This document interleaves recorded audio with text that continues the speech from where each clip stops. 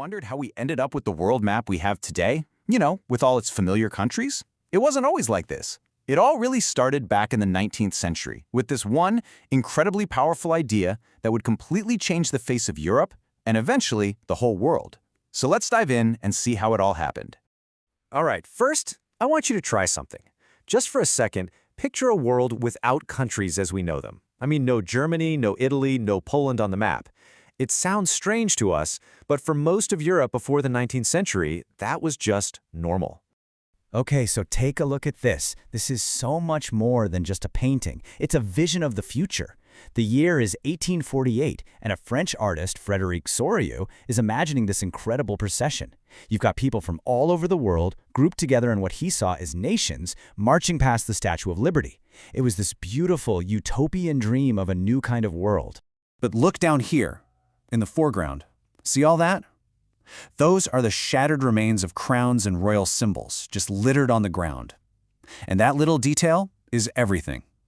It tells you that for this new world of nations to be born, the old world, the world of kings and absolute rulers, had to be completely torn down. You see, before nationalism took hold, your loyalty wasn't to a country. It was to a person, a king, an emperor, maybe a local duke. Just think about the Habsburg Empire. It was this wild patchwork of German speakers, Italians, Hungarians, Poles, Croats, you name it, all living under one emperor. They didn't really think of themselves as sharing one common identity at all. So the big idea that changed all of this was the nation-state. And this is really the key to the whole story. It's not just about a government controlling some land anymore. No, the revolutionary part is that the people living on that land start to see themselves as a single community, with a shared identity, a shared history, a shared culture. I love how the philosopher Ernst Renan put it. He said, "A nation is a daily plebiscite." What does that even mean? Well, he argued that a nation isn't just about sharing a language or having the same ancestors. It's an active, daily choice that people make to live together and build a future together. It's an act of will, happening every single day. So how does an idea like this go from a philosopher's essay to a political force so powerful it can topple entire empires? Well, for that story, we have to go to France. The French Revolution in 1789 was the match that lit the whole fuse. It was the first time this radical concept really took root, that the right to rule, sovereignty, doesn't come from God to a king, it comes from the citizens themselves.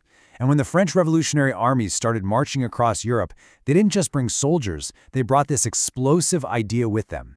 And the revolutionaries were really smart about this. They knew they had to create a new collective French identity from scratch. So they introduced new concepts like the fatherland and the citizen. They got a new flag, created a national assembly that was elected by the people, and set up the same laws for everyone. They even pushed the version of French spoken in Paris to become the language for the entire nation, all to build that sense of unity. And then, this guy shows up, Napoleon Bonaparte. Talk about a complicated figure. On the one hand, he basically killed democracy in France when he made himself emperor. But on the other hand, as his armies conquered Europe, they spread revolutionary ideas everywhere they went, things like equality before the law and getting rid of old feudal privileges. But here's the great irony. Napoleon's conquests had a totally unintended side effect. This cartoon shows him as a postman losing all the territories he conquered out of his bag. By forcing French rule on people, he actually sparked a huge nationalist backlash. People in Spain, in the German states, all over, started to define themselves against the French, which of course only made their own sense of national identity that much stronger.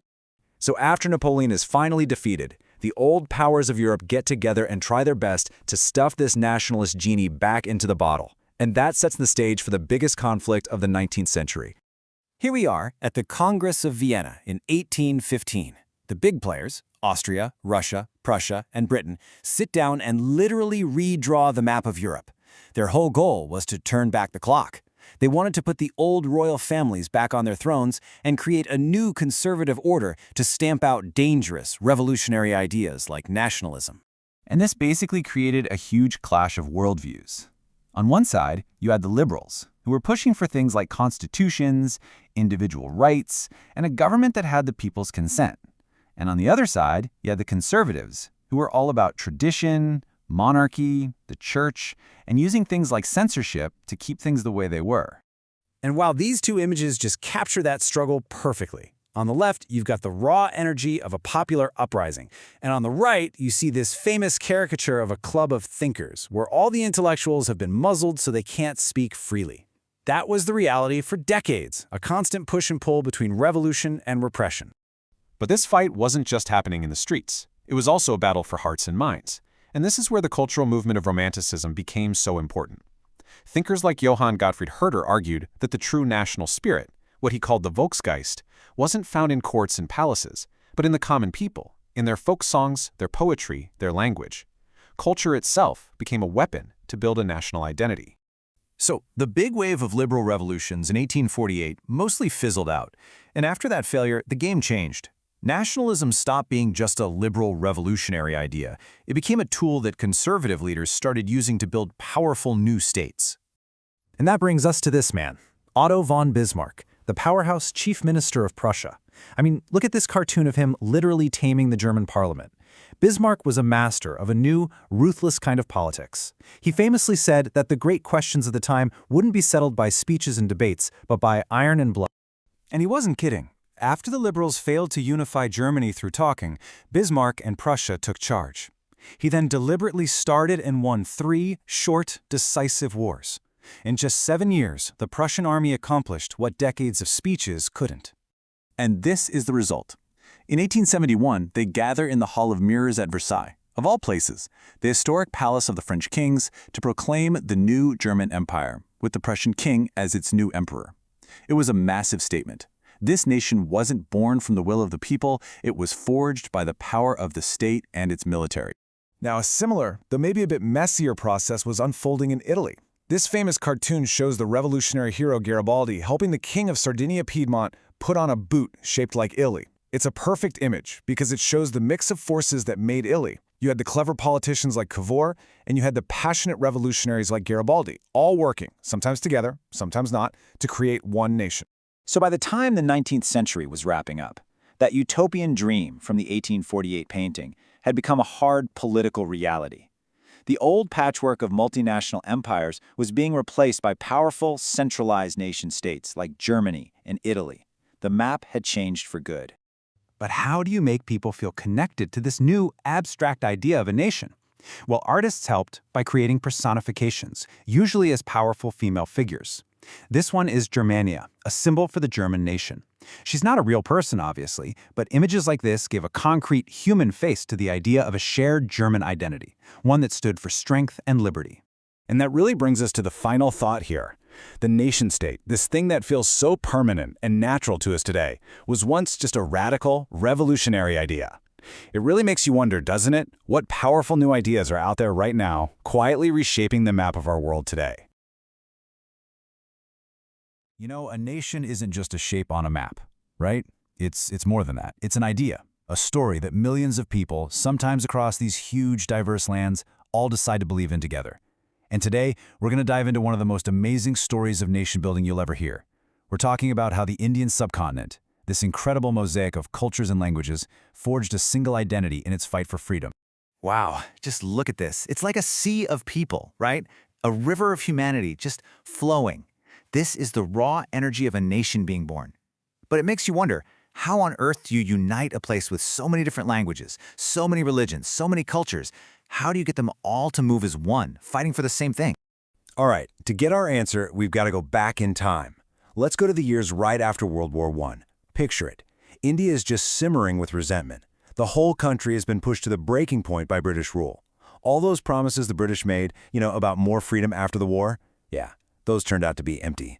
It just left this feeling of betrayal hanging in the air everywhere. And look, the pressure was coming from everywhere. It wasn't just one thing. First, taxes went through the roof to pay for a war that wasn't even theirs. Then prices for everyday stuff doubled. Young men were being forced into the army, and as if that wasn't enough, you had crop failures, famine, and a global flu pandemic that killed somewhere between 12 and 13 million people. I mean, think about that number. This wasn't just a tough time. This was a full-blown crisis. It was the perfect storm for a revolution. So into this pressure cooker steps this new kind of leader, Mahatma Gandhi. He comes back to India in 1915, and he's not some beginner. Oh no, he'd spent 20 years in South Africa really perfecting this unique way of fighting back against injustice. And he brought something new back with him, a radical new weapon, But it wasn't a gun or a bomb. It was something that relied on the power of truth. See, Gandhi wasn't just talking about another protest march. He brought an entirely new philosophy, a whole new way to think about power and struggle. He called it satyagraha. So what does that even mean, satyagraha? Well, it literally translates to truth force or soul force. And the core idea is this: if your cause is right, if you're fighting a real injustice, you don't need violence to win. And let's be super clear here. This is not passive resistance. It's an active, powerful, moral force. And listen to how Gandhi himself put it. He said the goal isn't to hurt your opponent, not to destroy them, but to use this pure soul force. He's basically saying you want to appeal to their conscience, to make them see the truth. And this idea, this dharma of nonviolence, became the absolute foundation for everything that came next. Okay, but that's a pretty deep philosophy, right? How do you actually turn that into a real movement across an entire country? Well, the first big test came in 1921. It was called the Non-Cooperation Movement. And the goal? It was so simple but so bold. Bring the British government to a total standstill. Not with violence, but just by not cooperating. Gandhi laid out a clear plan, in stages. First, the symbolic stuff. People started giving back titles and awards the government had given them. Next, they hit the system where it hurt. A massive boycott of everything: civil services, the army, police, courts, schools. And the final stage? If the British got repressive, they'd launch a full-on civil disobedience campaign. This was basically a step-by-step guide on how to peacefully take apart an empire. And one of the most powerful images from this time? Bonfires. All over India, people were piling up foreign cloth and setting it on fire. This wasn't just about clothes, you know? It was a hugely symbolic act.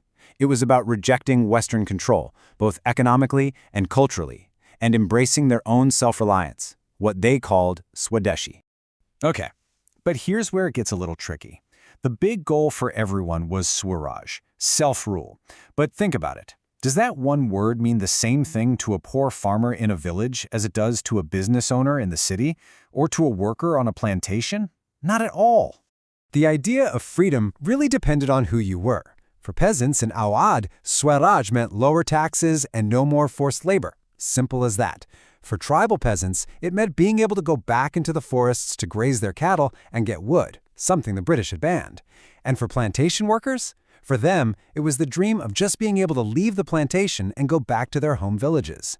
So the movement wasn't one single thing. It was like all these different streams flowing together, each with its own reason for being there. And sometimes that energy just boiled over. In 1922, in a town called Chauri Chaura, a protest turned violent. The police fired on the crowd, and the crowd retaliated by setting the police station on fire. People died. For Gandhi, this was a disaster. It went against the entire principle of satyagraha. He felt the country just wasn't ready for a purely nonviolent movement, so he made this incredibly difficult decision to call the whole thing off, just like that. But the idea of freedom, that didn't go away. A few years passed, and then the movement came roaring back. And it centered around one of the most genius symbols of protest ever: salt.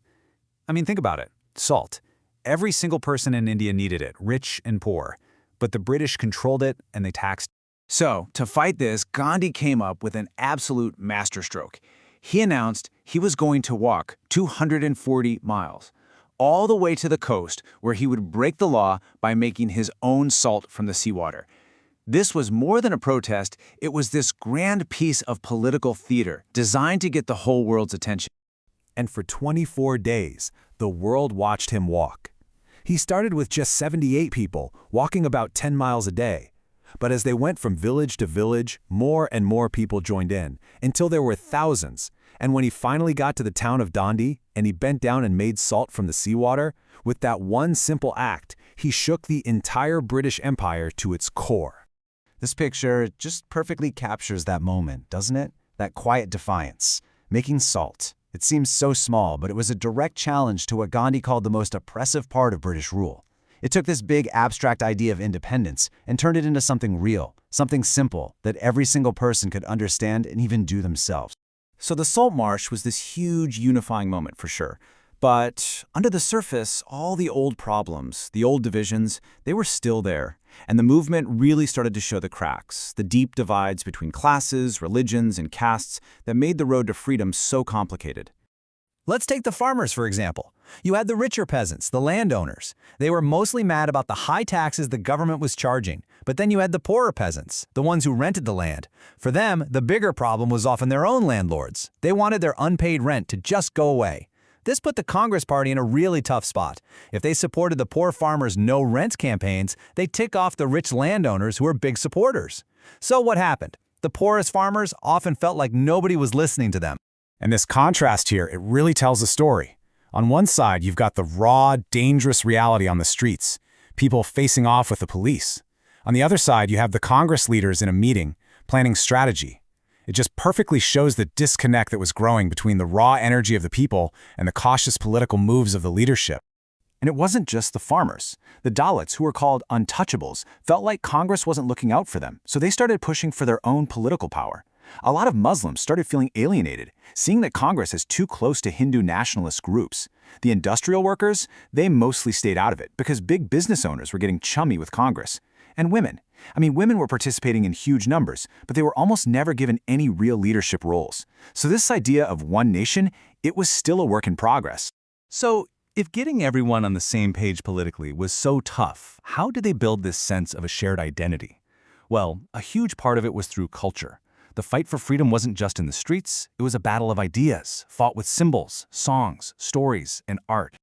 Check this out. It's a perfect example. On the left, we have one of the first paintings of Bharat Mata, or Mother India, from 1905. She looks very calm, spiritual, almost like a goddess. Now look at the one on the right from a bit later. Whoa, what a change. Now she's holding a trident, and she's got a lion and an elephant with her. Total symbols of power and authority.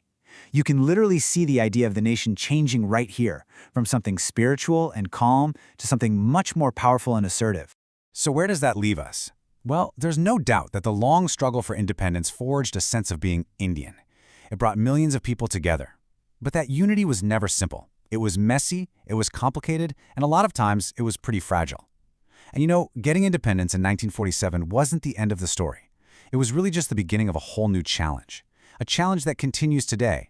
How does a nation with so many different voices learn to sing in perfect harmony? When you hear the word globalization, your mind probably jumps to the internet, right? Or maybe those giant container ships crisscrossing the ocean. You think of the world we live in now. But what if I told you the story of how our world got so connected is way older, a lot messier, and honestly, so much more dramatic than you think? Let's get into it. So the big question is, when did this all really start? It's easy to think of globalization as a new thing, a product of our lifetime. But the truth is, the threads connecting all of us stretch back for centuries, even thousands of years. The story of our interconnected world is an ancient one. Just look at these two images. On the left, you've got a ship carving from 1,000 years ago. And on the right, a jam-packed ship of people moving to a new country in the 1800s. The technology is worlds apart, obviously, but that fundamental human drive to travel, to trade, to find a new life across the oceans, that's a constant thread running right through our history. Okay, to really get this, we have to go way back, long before the modern era.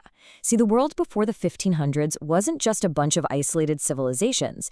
It was already a web of ancient connections, a network that laid the groundwork for absolutely everything that was about to come.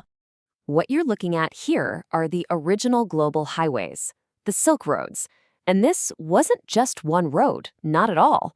It was this massive, sprawling network of routes over land and sea that knitted together huge parts of Asia and linked them all the way to Europe and North Africa for centuries. So what was actually moving across these incredible distances? You might think of spices or silk, and you'd be right, but it was so much more than just stuff to sell.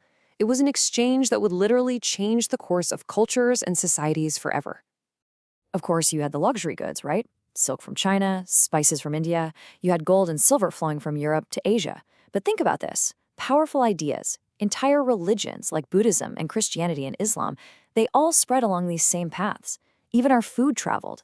It's thought that noodles made their way west from China and eventually became what we know as spaghetti. But, and this is crucial, so did germs and disease, the very first signs of a darker side to being so connected. And the movement of food could change everything. Take the humble potato. When it was brought from the Americas to Europe, it was a game changer. Suddenly, the poor could eat better and live longer.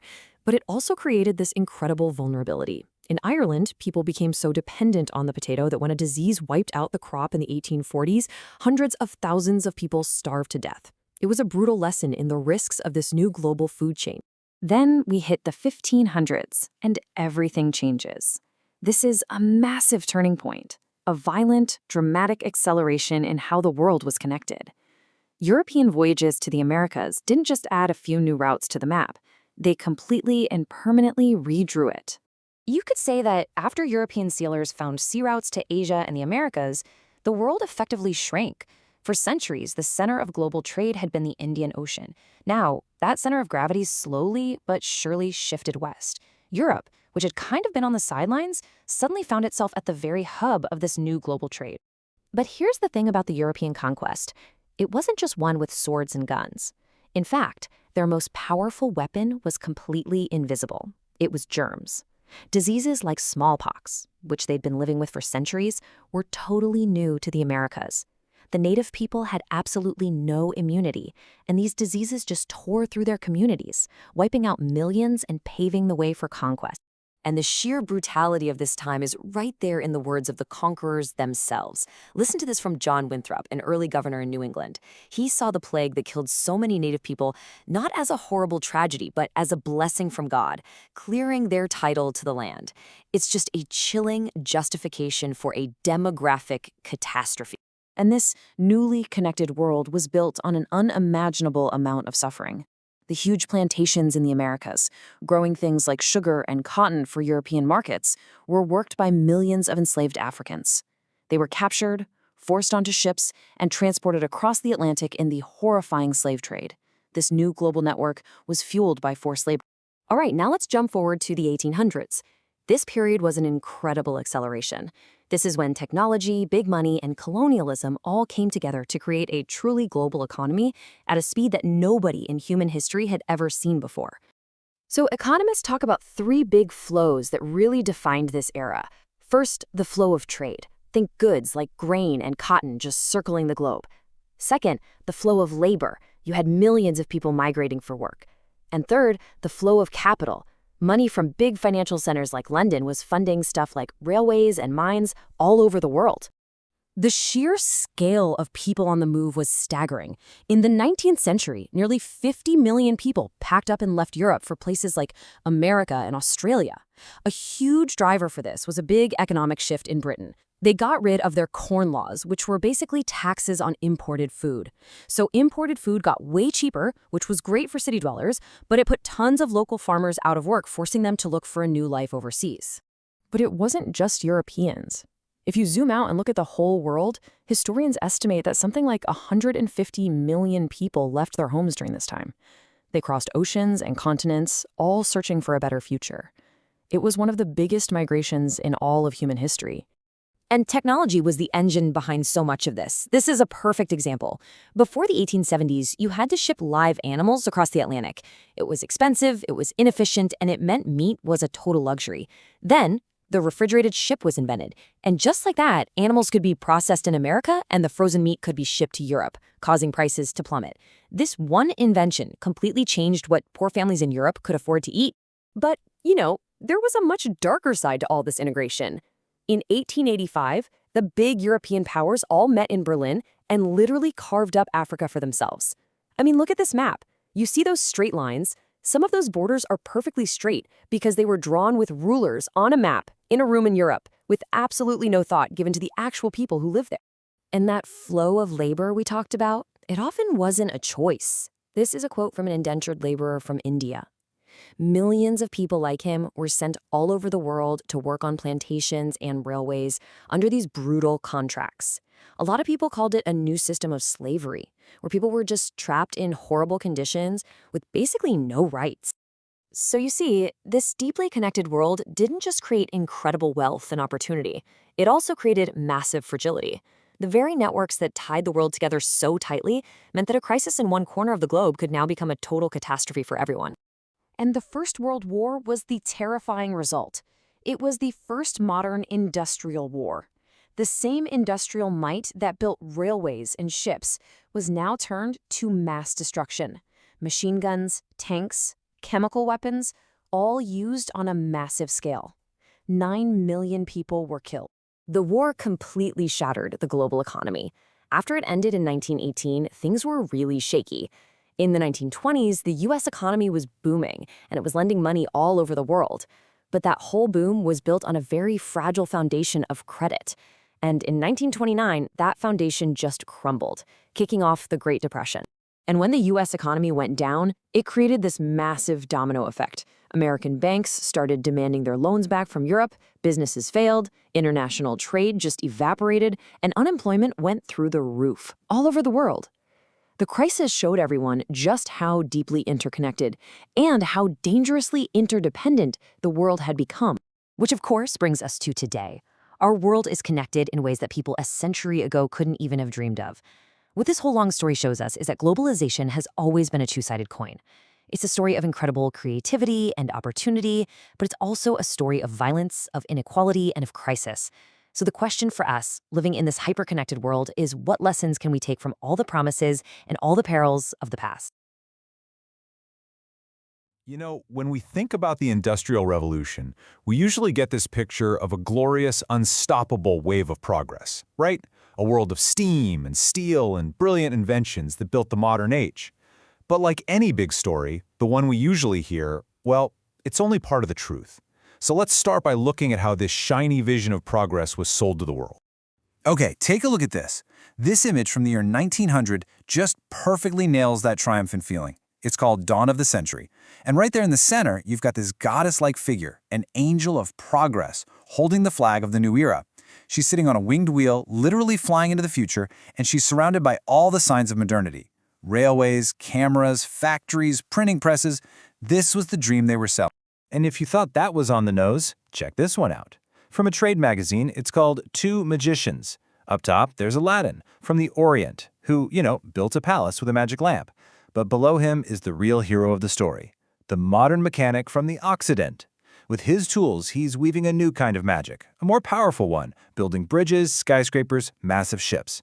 The message couldn't be clearer. The past was just a fairy tale. The future was all about engineering. So this was the promise of a new world, a triumphant story of rapid, amazing technological change. But behind these really powerful images were the lives of millions of people whose reality was, well, a lot more complicated. And that brings up a really crucial question. Was this progress for everyone? To find the answer, we actually need to rewind a bit. We've got to look back to a time before the giant factories and the smoke-filled skies that we always associate with industrialization.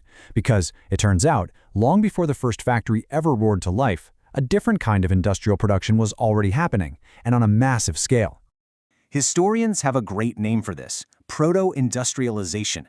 Basically, it was a system where merchants, who were based in towns, would supply money to peasants and artisans way out in the countryside. These rural families would then produce goods, a lot of the time right from their own homes, for this huge international market. And listen, this wasn't just some small-time crafting. This was large-scale production, just without a factory in sight. This illustration shows you exactly how it worked. I mean, look at this. You can see an entire family involved in spinning yarn right there in their cottage. This usually wasn't their only job either. It was a way to bring in some extra cash to supplement their farming, especially as a lot of the old common lands were disappearing. For many people, this system was an absolute lifeline. And the system itself was a well-oiled machine, just not a mechanical one. The merchants in the towns, they controlled the whole network. They'd provide the raw materials and the money, the rural families would do the production work, and then the final finishing touches would be put on in cities like London. London actually became known as a finishing center, and from there, the goods were shipped out all over the world. All right, so this brings us to a major myth about the Industrial Revolution, this idea that it was some sudden, overnight transformation. The reality? The shift to a machine-based economy was incredibly gradual, and those traditional ways of working, they stuck around for a very, very long time. Now, this might surprise you, but even deep into the 19th century, the typical worker was not standing at some giant machine in a factory. Nope, they were a traditional craftsperson or a manual laborer. In fact, less than 20% of the workforce was even employed in the so-called technologically advanced sectors. Hand labor was still king. So why was the change so slow? Well, there were a few key reasons. First off, there was no shortage of cheap labor. Why would you invest in a huge, expensive machine when human hands were plentiful and cheap? Second, a lot of industries were seasonal, so it just made more sense to hire temporary workers when you needed them than to have giant machines sitting idle all year. Plus, the new technology was super expensive, it was unreliable, and it cost a fortune to repair. And finally, let's not forget the upper classes. The rich folks, the aristocrats, they still preferred the refinement and, the status of unique, handmade goods. And this caution is perfectly summed up by the story of the steam engine itself, the ultimate symbol of the industrial age. James Watt patented his improved version way back in 1781, but for years he couldn't find a single buyer. Industrialists just weren't convinced it was worth the money and the hassle.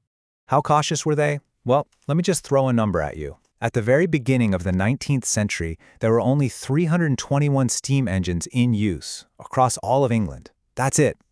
So this whole idea of a sudden dramatic technological revolution, it just doesn't really hold up. The change was slow and it was really uneven. Okay, now we need to zoom out, because you cannot tell the story of industrialization in Britain without talking about its empire. The rise of British factories was deeply and, tragically, connected to the collapse of industry in places like India. So on the left here, we see a traditional Indian weaver. Before the British showed up, Indian textiles, especially their fine cottons and silks, absolutely dominated the world market. They were the best. Then, on the right, you had the port of Bombay, which really symbolizes the new colonial order. We're literally looking at the world that was lost and the one that came to replace it. And the numbers, they tell a devastating story. Back in the 1750s, Indian merchants were running this thriving trade, but once the East India Company established political control, everything changed. By 1812, textiles still made up a third of India's exports, but just a few decades later, by 1850, look at that number, it had plummeted to a mere 3%. So what this meant was that Indian weavers were hit with a double blow. It was a total nightmare. First, their global export market just vanished. And then their own local market was flooded with cheap machine-made cloth that was being imported from Manchester. They were completely trapped, unable to compete at home or abroad. And listen to this quote from a British census report in 1872. It just gives a voice to that collapse. It describes the Kushtalatis, who were a community of weavers, saying they had fallen upon evil times and were unable to compete with the showy goods which Manchester sends in such profusion. For countless skilled artisans, an entire way of life was just disappearing. But the human cost of this new age wasn't just felt in the colonies. Back in Britain, in the very heart of the empire, the lives of the workers who were actually powering this revolution were often brutal and incredibly uncertain. The cities just swelled with people pouring in from the countryside, all desperate for jobs.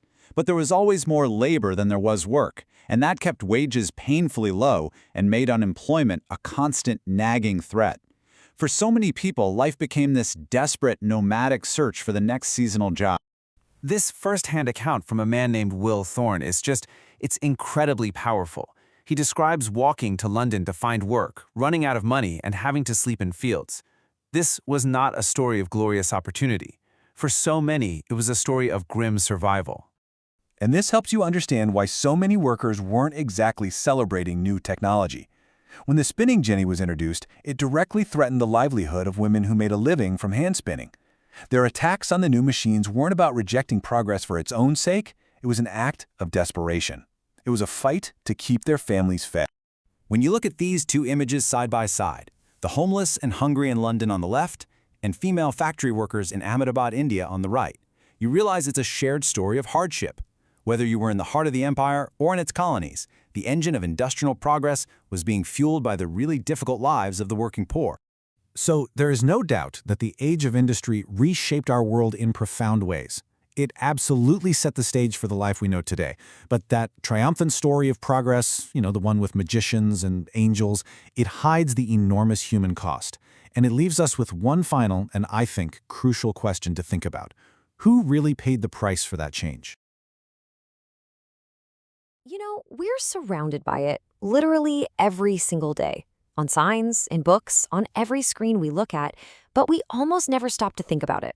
I'm talking about print. It's a technology that so completely shaped our world that we barely even notice it's there anymore. So today, let's really dig into just how revolutionary it was. Just look at this scene. Every single surface is plastered with the printed word. You've got ads, notices, schedules. It's this visual explosion of information, and it's all possible because of one single technology. We are so used to this constant flood of text and images that we just take it completely for granted. But what if it all just vanished? Every book, every newspaper, every sign on the street. Poof, gone. What kind of world would we even be left with? Answering that question, well, that gets us right to the heart of why print was such a revolution. Before print, the world basically ran on the spoken word. Knowledge was passed from person to person out loud. History wasn't in a textbook. It was told through ballads and folk tales, all recited from memory. You didn't read sacred texts, you heard them. It was a world built for listening, not for reading. And check out what a book was back then. It wasn't some mass-produced thing you'd pick up at a store. It was a work of art. Each one was copied by hand by these incredibly skilled scribes. It was a painstaking, expensive, and unbelievably slow process. A single book could take months to finish, making it a rare luxury item that only the absolute richest could ever hope to own. So how did we get from that to a world overflowing with information? Well, the journey didn't actually start in Europe, which is what a lot of people think. Nope, it began thousands of miles to the east with a technology that had been around for centuries already. The very first print technology was actually developed in China, Japan, and Korea. As early as the 6th century, the Chinese were using wood blocks, carving an entire page of text onto a block of wood, inking it up, and then pressing paper onto it. This hand-printing method started to spread, carried by Buddhist missionaries, and it eventually led to the creation of the world's oldest known printed book. And here it is.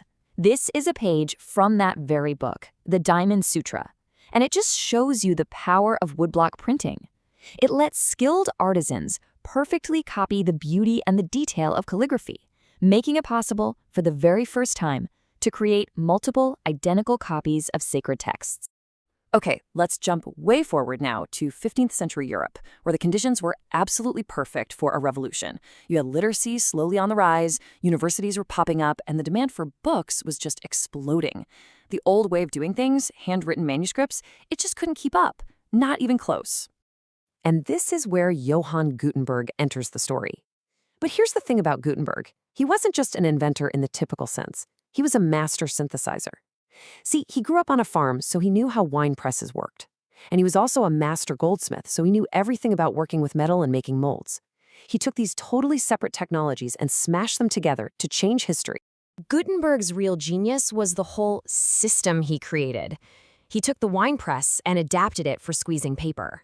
He used his metalworking skills to create these durable, individual, movable letters. So for the first time ever, you could set up a page of type, print off hundreds of copies, and then just break it all down and reuse the letters for the very next page. It was a complete and total game changer. And the impact was immediate. I mean, it was night and day. This slide shows you the before and after perfectly. On the left, you've got the slow, quiet, lonely work of the scribe. And on the right, the printer's workshop, a noisy, bustling hub of activity, basically an early factory for knowledge. You've got people setting type, printers turning the screw. This was the birth of mass production for ideas. And the scale of it all was just breathtaking. Get this, in the last 50 years of the 15th century, right after Gutenberg's invention, 20 million books flooded the markets in Europe. 20 million.